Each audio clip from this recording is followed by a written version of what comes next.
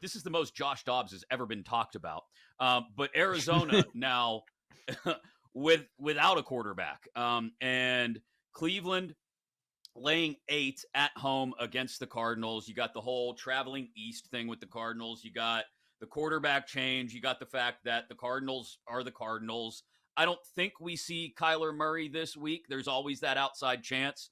I don't know. This seems like a great teaser spot. If I could tease Cleveland down to just lay 2, there's no way they beat Arizona by anything less than a field goal. Low total on this game, too, 37.5, Joe. Did the Cardinals freak out when they won a game? Oh, my God, we might not get the number 1 pick. It's a 1-game gap between them and a handful of other teams for that worst record. It feels like they did. Like, what do we do? Bench Dobbs. Get him out of here. We can't bring Kyler up. What about this Clayton Tune guy? Let's just go to him. He's probably the 3rd best quarterback on the roster. Let's make him number 1. That's what they did this week. Like, they benched Dobbs before they traded Dobbs. Did Dobbs deserve to be benched? Well, his play wasn't what it was in the first few weeks, but that was kind of expected. Your point about teasers, yes, if you follow the numbers, there are a lot of spots. Low totals and the point spreads are sitting in ranges that we really like for teasers. Very short favorites, so you take the dog and you move it through the 3 and the 7. But like I'm thinking about what we're going to see on Thursday.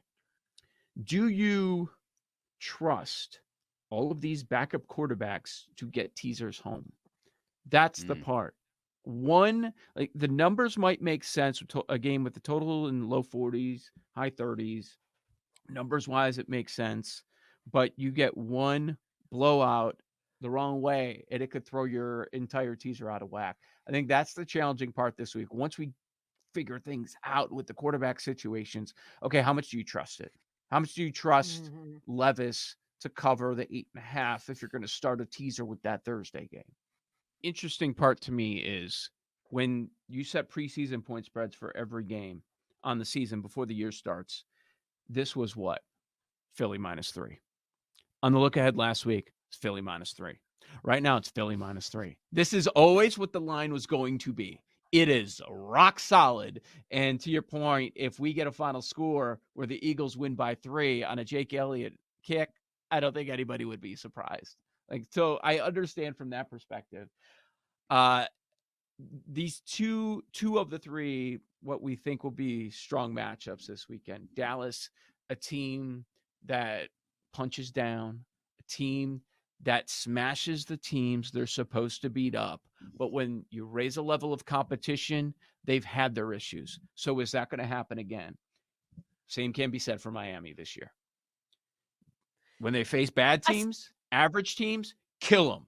Straight up against the spread, destroy them. And then when they face those top playoff teams, the title contenders, they are nowhere to be found, like in that Buffalo game, right? So those 2 teams have a lot to prove, and that's why they're the short underdogs this weekend. Brad, an incredible slate. 3 that really stand out. Sunday morning, Miami, KC, Dallas, Philly, and then Sunday night, Buffalo, Cincinnati. Do you have a strong opinion on any of the 3? Couple, actually. So the first one I think is interesting is the look ahead line in this Miami Kansas City game was the Chiefs -5.5. And I know Kansas City has looked questionable at times on offense, but they're 4th in converting drives into touchdowns. They're top 5 in yards per play, yards per drive, like everything. Because we're so, like obsessed with them being first in everything that we think they're bad when they're 5th or 6th. So, and then their defense, I think, is a legit top 5 unit in the NFL. And so anyway, I like Kansas City -2.5. I think that is an overcorrection to go through 3 from a preseason look ahead line. Because Miami, of course, they look good, but, they play good teams. They get trounced twice so far this season. So I like them. And then I do like the matchup for the Philadelphia Eagles here over the Dallas Cowboys.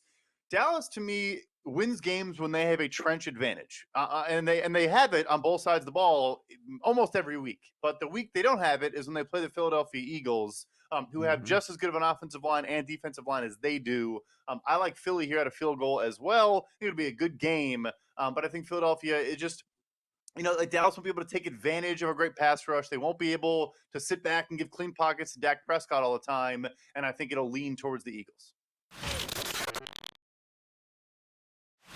Just for him to be the runaway in this straw poll, I thought was a joke. I don't understand how so many people decided let me give my first place vote to Harrison over Penix, even though he's been turning the ball over lately. Yeah, what's Penix? 275, right? The favorite. Yeah, he's to win a the favorite Heisman right now. And just over Harrison's McCarthy. all the way down at 10-1, 13-1, depending on where you find it in that range. This is like this has major like crystal ball vibes from this straw poll, in that people are projecting, because Washington, once they get past USC this weekend, and I think they'll get past USC, I don't want to say relatively easily, but we've seen USC's defense. I can only imagine what Michael Penix is going to do to that defense. But then the following 2 weeks, they do have Utah, granted at home, and Oregon State, the two best defenses two of the three best defenses in the Pac-12. So maybe people are trying to project out what they think may happen with Penix, and the vibes for Marvin Harrison will be strong if they go into Ann Arbor, into the big house, beat Michigan, and he has a big game. It's almost like they're trying to project, but that doesn't. You're trying to line up too many cosmic tumblers here if you're trying to project out that Marvin Harrison is the guy, and not just voting on what we've seen so far, which is clearly it's Michael Penix Jr. Harrison also not top 5 in receiving yards. There's that part of it too.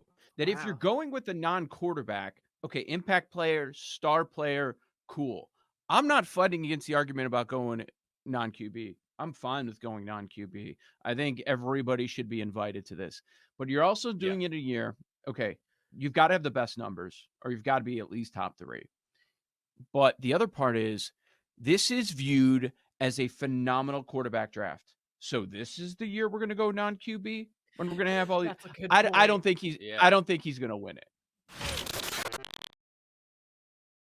2024 World Series odds. Will you be making any futures bets this year? Are you a guy that is going to try and jump free agency and all that? Yeah, I mean, I have, it's not in my Action Network app. It's not officially tracked, but I have a Rangers future at 50-1, in one of my accounts. And it was placed 3 days after they signed Jacob deGrom, knowing full well they were going to continue to target free agents. I was never able to track it because our software didn't have 2024 future odds yet in it. So by the time, I bet it, the numbers were gone. But yeah, I'm always looking to sort of front run free agency, figure out which teams might be willing to spend money. I go back to the offseason when the White Sox signed Yasmani Grandal, and it was just like, it was evident the teams that were going to spend money, the teams that weren't. And I bet on the White Sox at a huge number even before they started investing in free agents. So sometimes you can tell the teams that are ready to invest, like Texas was last offseason.